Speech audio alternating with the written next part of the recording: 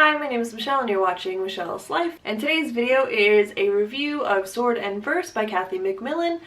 She is a debut author. This is her first novel. I'll read you a synopsis of her history on the back. It says, Kathy McMillan has been a librarian, American Sign Language interpreter, children's performer, teacher, storyteller, and writer. Sword and Verse was inspired by her research into ancient libraries and her interest in exploring the power of language. I was given this arc by a goodreads through the early readers program, and I'm very grateful to have been given the opportunity to read this before it came out. I think I received it at the beginning of January or the end of December, maybe I think it was the end of December, and this book was released on the 19th of January, and I thought that was really cool because that's my daughter's birthday. And let's get into the review. I will be looking at notes, so please apologize if you keep seeing me look down.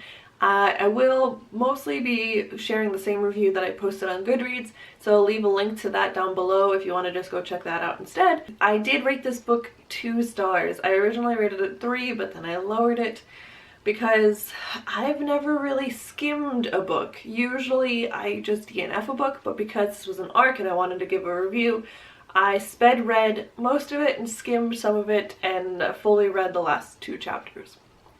I read up until, I think it was 200 pages, 250 pages, and then I kind of just gave up as far as, you know, still reading it at my same pace. This is a story about Reza, who is a slave in the Library of the Gods. Basically, only the royal family is able to learn the higher order symbols of writing, and then there are the scholarly class that learn the lower order, and then there are the slaves and the peasants and stuff like that that are not allowed to learn how to write. Reza has been sold into slavery from her island. I can't remember where her island is, but it's where they get most of their slaves from, and her father was a teacher of their written language, so she has this thing called a heart verse that she wants to learn to interpret. And so she starts out as a slave in the library, cleaning the high up places, which are super dangerous. And one day she gets discovered by the prince, and the prince is like, aren't you too old to be doing that?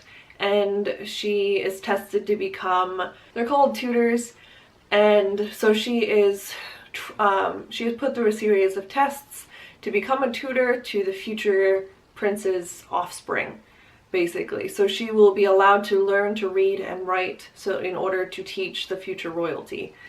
And the concept is really cool, and I can see she did a lot of research, and it was all really interesting, but the characters were very flat. I didn't like any of them. At one point, one of the side characters died, and I just didn't care. I felt literally no emotion, and usually if someone dies, I cry.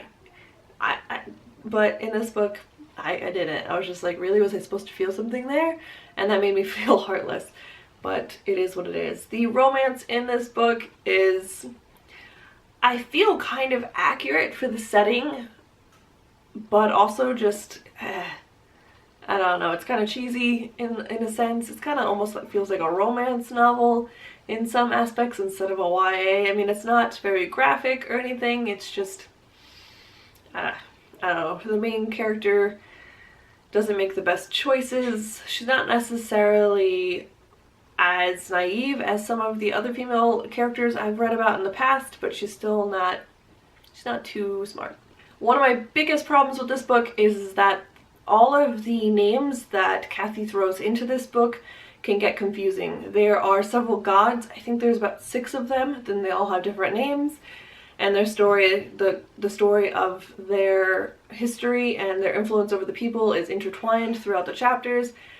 And then you also have all of the royals and all of their names and all of the guards and the slaves and just everyone has a name in this book when they're not very, everyone has a name in this book when they're not even like key characters to the story. And so it's kind of hard to keep up sometimes.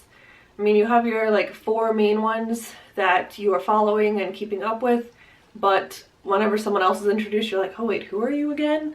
So that kind of helped to drag the story down a little for me as well. One good thing about the stories is that whenever the author introduced something new, she did go in and explain it without drawing it on too much, but where you could understand what's going on. Overall, it's not a terrible book. It's not poorly written, it's a little cliche. It has kind of a debut novel syndrome to it. I just didn't. The biggest problem for me with this book has to be the character development. I just didn't feel connected to them. I didn't really see them growing. I guess the prince grew a little when he became king. I don't know if that's spoilery. Sorry. Overall, I will not continue on with books in this series, but if Macmillan does come out with more books separate from this series, I will give her a second try, and I'm still very appreciative of being given this arc early, and I hope that Kathy finds her audience for this novel. That is my review of this book. I'm sorry it was a lot longer than I thought it was going to be, and it's not as well organized. Thank you so much for watching. I will see you guys next time. Bye!